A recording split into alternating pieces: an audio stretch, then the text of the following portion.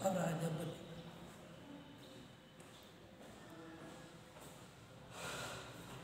आप सभी का हमारे यूट्यूब चैनल पर हार्दिक स्वागत व अभिनंदन करते हैं। जैसा कि पिछले वीडियो में आपको समांगी उत्प्रेरण तक आपका लिखाया गया था, इसके बाद बचा हुआ विषमांगी उत्प्रेरण था वह केवल आपको बता दिया गया था, वह लिखित रूप में नहीं दिया गया था, वह चीज़ आपको आज मिलेगा। उसमें आपको बताया गया था कि विषमांगी का मतलब क्या होता है, विषम अंग या विषम भाग। अगर अलग अलग भाग हो जाते हैं तो उसी घटना को हम क्या कहते हैं, विषमांगीय उत्प्रेरण। तो किसका अलग अलग भाग होगा, तो उसमें आपको बताया गया था अभिकारक व उत्प्रेरक। उसमें आपका लिखा गया जब किसी अभिक्रिया में अभिकारक व उत्प्रेरक की भौतिक अवस्था क्या हो जाए, असमान हो जाए, अलग अलग हो जाती है, तो इस तरह की घटना को क्या कहते हैं, विषमांगीय उत्प्रेरण। जैसा उदाहरण में लिखा गया है कि आयरन के उपस्थिति में नाइट्रोजन व हाइड्रोजन को 1:3 के अनुपात में मिलाकर 500 डिग्री सेल्सियस तक और 200 वायुमंडलीय दाब पर हम गर्म करते हैं तो अमोनिया का निर्माण होता है। आइए इसमें देख लिया जाए भौतिक अवस्था। तो आयरन की भौतिक अवस्था जो है वह ठोस अवस्था में, जबकि नाइट्रोजन और हाइड्रोजन की भौतिक अवस्था जो है वह गैस अवस्था में है, अर्थात अभिकारक गैस में और उत्प्रेरक जो है वह ठोस अवस्था में है। तो दोनों की अवस्थाएं अलग अलग या असमान होने के कारण अभिक्रिया में जो ये घटना देखने के लिए मिल रही है, इस घटना को क्या कहते हैं, विषमांगीय उत्प्रेरक। उत्प्रेरक के अगला वर्गीकरण आपको बताया गया था, उत्प्रेरक के क्रियाविधि के आधार पर करते हैं। उत्प्रेरक के क्रियाविधि के आधार पर जो होता है वह 4: धनात्मक उत्प्रेरण, ऋणात्मक उत्प्रेरण, स्व उत्प्रेरण और प्रेरित उत्प्रेरण। धनात्मक का मतलब क्या होता है, बढ़ाना, किसको, गति को। किसी अभिक्रिया में कोई पदार्थ सम्मिलित होकर यदि अभिक्रिया की गति को क्या कर देता है, बढ़ा देता है, तो उस पदार्थ को हम क्या कहते हैं, धनात्मक उत्प्रेरक। और वह पदार्थ जो अभिक्रिया की गति बढ़ा रहा है, इस तरह की घटना को क्या कहेंगे, धनात्मक उत्प्रेरक। लिखा भी गया है कि वे उत्प्रेरक जो अभिक्रिया की गति को बढ़ा देते हैं, या वहीं पे पदार्थ भी लिख सकते हैं, और क्या करें, उन्हें हम क्या कहते हैं, धनात्मक उत्प्रेरक। और जो इस तरह की घटना अर्थात अभिक्रिया की गति जो बढ़ा रहा है, इस तरह की घटना को हम क्या कहते हैं, धनात्मक उत्प्रेरक। उसका एग्जांपल भी लिखा गया है, वही आपका एग्जांपल जो आपका विषमांगीय उत्प्रेरण में है। आयरन जो होता है, यदि आयरन को उपस्थिति में कराया जाता है तो वह क्या करता है, कम समय में ही अमोनिया का निर्माण कर देता है, और कम समय में अमोनिया का निर्माण करने के कारण अभिक्रिया की गति क्या हो जाती है, बढ़ जाती है। इसलिए इसका उदाहरण हो जाएगा धनात्मक उत्प्रेरण का। इसके आगे आपको पढ़ना है ऋणात्मक उत्प्रेरण। ऋणात्मक उत्प्रेरण देखिए,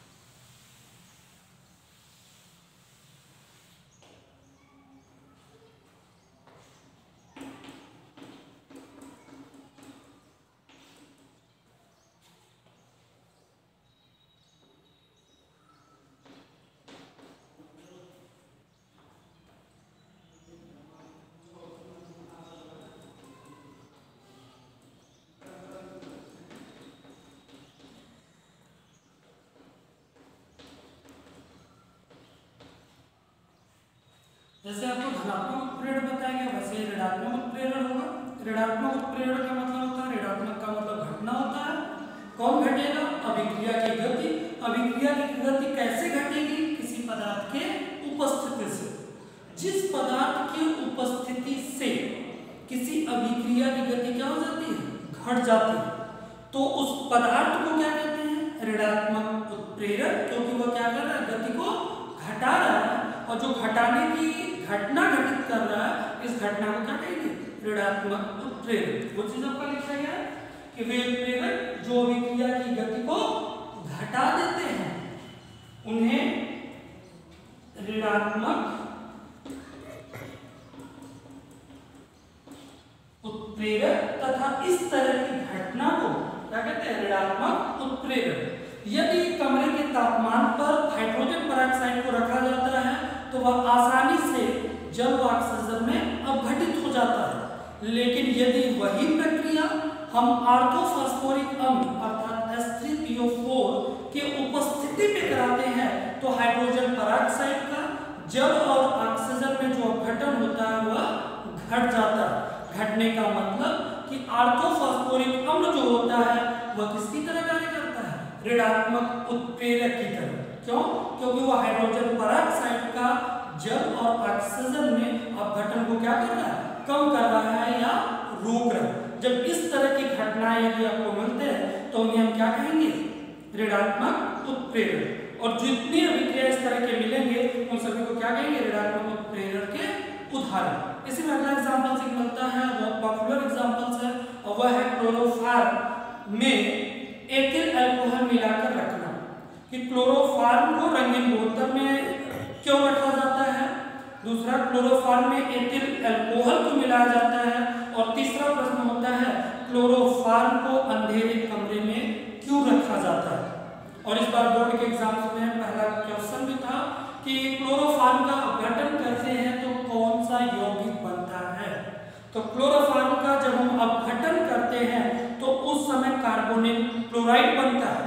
और कार्बोनिल क्लोराइड को क्या कहते हैं? फॉस्फेट गैस, जो कि क्या होता है? विषैला गैस होता है, या विषैले गैस की भांति कार्य करता है। जैसा कि हम जानते हैं कि क्लोरोफॉर्म का उपयोग निश्चेतना में प्रयोग किया जाता है। निश्चेतना का मतलब बेहोश करने में, निश्चेतना में प्रयोग किया जाता है। और यदि वह फॉस्फेट गैस में परिवर्तित हो चुका होगा तो उस दौरान क्लोरोफॉर्म को देने पर उस व्यक्ति की क्या हो जाती है? मृत्यु हो जाती है। इसलिए हम क्लोरोफॉर्म का फॉस्फेट गैस में परिवर्तन कम करने के लिए क्लोरोफॉर्म में क्या मिला देते हैं? Ethyl alcohol. तो एथिल अल्कोहल जो है वह क्लोरोफॉर्म को फॉस्फेट गैस में परिवर्तित करने के लिए क्या करता है? उसकी गति को कम कर देता है। इसलिए एथिल अल्कोहल को क्या कहेंगे? ऋणात्मक उत्प्रेरक। और जो गति को घटा रहा है उस घटना को क्या कहेंगे? ऋणात्मक उत्प्रेरक। उसका एग्जांपल्स भी है, का लिखा गया हाइड्रोजन पेरोक्साइड ऑर्थोफॉस्फोरिक अम्ल की उपस्थिति में अभिक्रिया कराया जा रहा है और क्या बनता है? जल और ऑक्सीजन। इसके बाद आपका आता है स्वप्रेरक।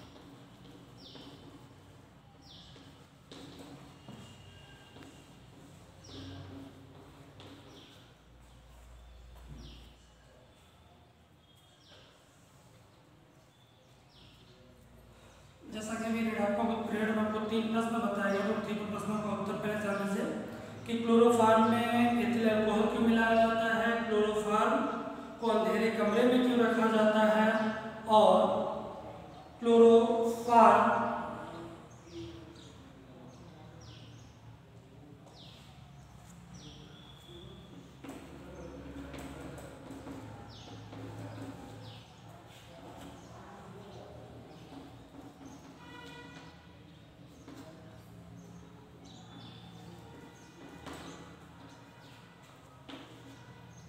ये आपका उसका रिएक्शन लिख लीजिए। फिर इसके बाद उन प्रश्न को, इनमें 3 प्रश्न, क्लोरोफॉर्म को रंगीन बोतल में क्यों रखा जाता है, क्लोरोफॉर्म में एथिल अल्कोहल क्यों मिलाया जाता है, और क्लोरोफॉर्म को अंधेरे कमरे में क्यों रखा जाता है। तो सबसे पहला है कि क्लोरोफॉर्म में एथिल अल्कोहल क्यों मिलाया जाता है। क्लोरोफॉर्म में एथिल अल्कोहल मिलाने से क्लोरोफॉर्म जो होता है वो आसानी से फास्फोरिक गैस में परिवर्तित नहीं होता। इसका मतलब कि एथिल अल्कोहल जो है वह किसकी तरह कार्य करता है, ऋणात्मक उत्प्रेरक की तरह, और जो इस तरह की घटना प्रदर्शित कर रहा है फिर क्या कहेंगे, ऋणात्मक उत्प्रेरक। दूसरा है कि उसे हम रंगीन बोतल में क्यों रखते हैं। जब हम क्लोरोफॉर्म को रंगीन बोतल में रखते हैं तो वह क्या करता है, सूर्य के प्रकाश को अवशोषित कर लेता है, और अवशोषित करने के कारण क्लोरोफॉर्म आसानी से फास्फोरिक गैस में परिवर्तित नहीं होता है। इसलिए हम क्या करते हैं, क्लोरोफॉर्म को रंगीन बोतल में रखते हैं। अगला है क्लोरोफॉर्म को अंधेरे कमरे में क्यों रखा जाता है। क्लोरोफॉर्म को अंधेरे कमरे में रखा जाता है क्यों, क्योंकि क्लोरोफॉर्म को जैसे ही सूर्य के प्रकाश के उपस्थिति में हम लेके आएंगे वह तुरंत ऑक्सीजन के साथ क्रिया करेगा, और क्रिया करने के उपरांत वह किसमें परिवर्तित हो जाता है, कार्बोनिल क्लोराइड, और इसी को क्या कहते हैं, फास्फोरिक गैस।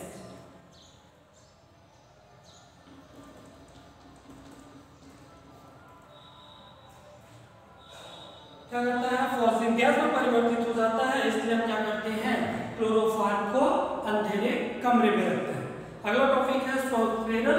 स्व उत्प्रेरण में आपका लिखा गया, स्व का मतलब पहले जान लेते हैं। स्व का मतलब होता है स्वयं से, स्वयं से ही क्या करे, अभिक्रिया की गति को बढ़ा दे। कोई बाहरी पदार्थ उसमें न मिलाया जाता हो तो उस पदार्थ को या उस उत्पाद को क्या कहेंगे, स्व उत्प्रेरण। और जो अभिक्रिया की गति बढ़ा रहा है इस तरह की घटना को क्या कहेंगे, स्व उत्प्रेरण। लिखा गया वे अभिक्रियाएं जिसमें बना उत्पाद स्वयं उत्प्रेरक की तरह कार्य करने लगे तथा बाहर से कोई पदार्थ नहीं मिलाया जाता है, तो उस उत्पाद को क्या कहते हैं, स्व उत्प्रेरक। और इस तरह की घटना को क्या कहते हैं, स्व उत्प्रेरक। तो किसी अभिक्रिया को करा रहे हैं और उसमें बना हुआ उत्पाद ही अभिक्रिया की गति को क्या करते हैं, बढ़ा दे।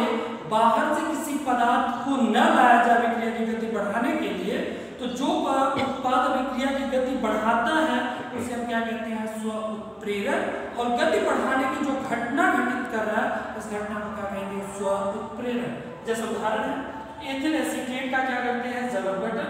एथिल एसीटेट का जल अपघटन कराकर क्या बनता है, एसिटिक अम्ल और एथिल अल्कोहल।